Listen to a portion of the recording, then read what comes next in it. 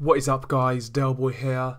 I just wanted to share my thoughts on this Anthony Joshua versus Deontay Wilder situation. First and foremost, I've got to be honest, I'm not the biggest fan of either one of these guys. If I'm being completely truthful, I've actually kind of gone off these guys in recent times. In regards to Anthony Joshua, haven't been impressed with his last two performances. I don't like the way in his last two performances where he's tried to referee the fight himself. That's always a big turn off for me as a fight fan. I hate it when fighters try and referee fights themselves, and to me that points to maybe a lack of confidence, a lack of belief in themselves, and overall it's just not a good look, and I think it is starting to creep into Anthony Joshua's fights. Maybe he's a little too comfortable in the UK. I mean, we criticised Vladimir Klitschko for the very same things. You know, having biased officials, biased referees, officiating his own fights, you know, stacking the deck against his opponents, getting preferential treatment. We criticised Vladimir for the same thing, so surely we need to be doing likewise with Anthony Joshua, because I think it is creeping into his fights. Not only that, Joshua is a good fighter. He has had some good, exciting fights like the Klitschko fight and the Dillian White fight. But to me, he's not a guy who really excites me as a fighter.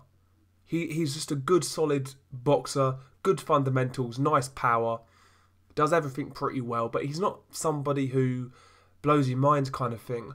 You know, I wasn't really too bothered about the Parker fight.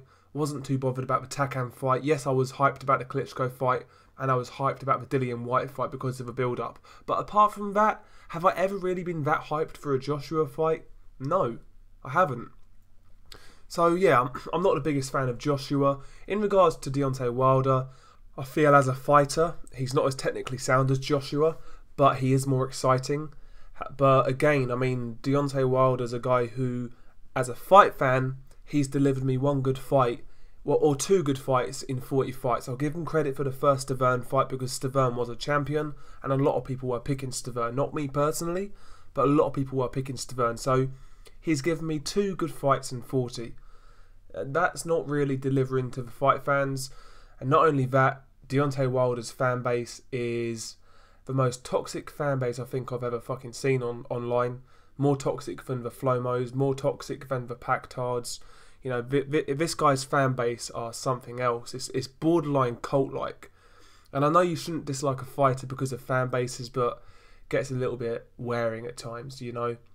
And again, Deontay Wilder, he's been very carefully manoeuvred and he's ducked certain fights. And, you know, it's just... Deontay Wilder is exciting, and I think I would like the guy if it wasn't for his toxic fan base. But there's just too much baggage with Deontay Wilder for me to really get behind him. Too much, you know, manoeuvring and a little bit too much ducking. So, not the biggest fan of either one of these guys, if I'm being completely honest. Having said that, what do I think about this situation between Joshua and Wilder? It's getting very, very boring. It's getting very, very tiresome. As a fight fan, let's just see these two guys fight. Should be no reason why this doesn't happen next. Who do I think's holding it up right now? I think it's Joshua. I feel that they're going down this route that they care about the UK fans. You know, essentially the first thing was that Joshua wanted 50 million.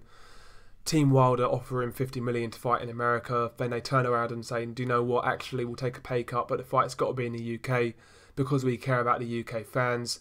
Complete BS, you know.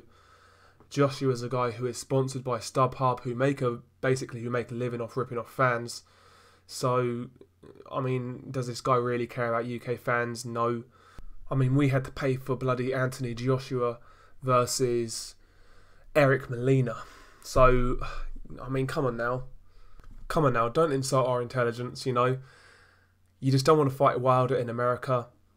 You want the advantages, you want the hometown advantages, and that's fair enough. Joshua is the A side, he's got every right to say that. He's done a lot more than Deontay Wilder, and I will give him that credit. One thing I will say about Joshua, despite him, in my opinion, he's getting a little bit too much control. I don't like the way he's reffing his own fights, but he has taken risks early on. He's fought his main domestic rival early on. He fought Vladimir Klitschko in less than 20 fights. He fought Joseph Parker in a unification fight. He's also fought good fringe contenders like Dominic Breazeale and Carlos Takam. So Joshua's done more, don't get me wrong, and he is the clear A side in terms of just popularity, draw, resume, things of that nature. He is the A side, but he is the guy who is holding up this fight right now.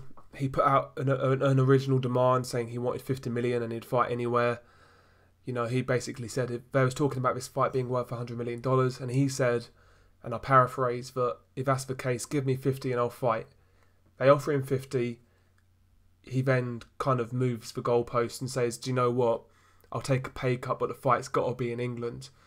So I'm still confident this fight is going to happen. I think people are getting a little bit too carried away, to be honest with you.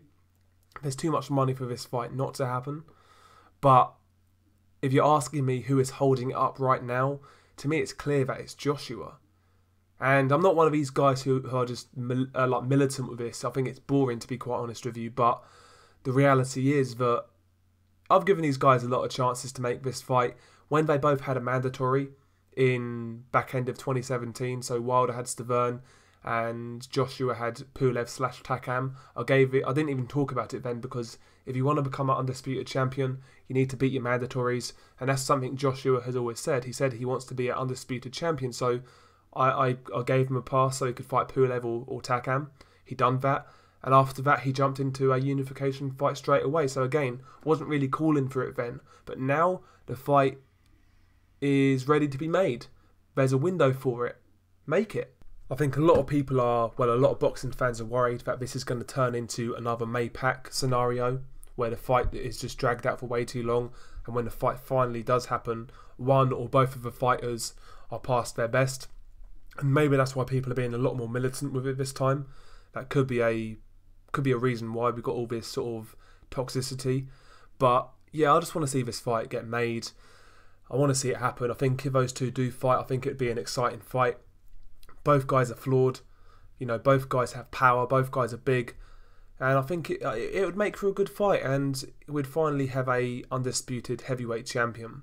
Let's make the fight and get it over with. And if you're asking me who's going to win, or who do I think's going to win as of right now, I mean, I think it's pretty much as close to a 50-50 as you can get.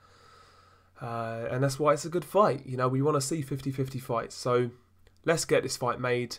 Peace.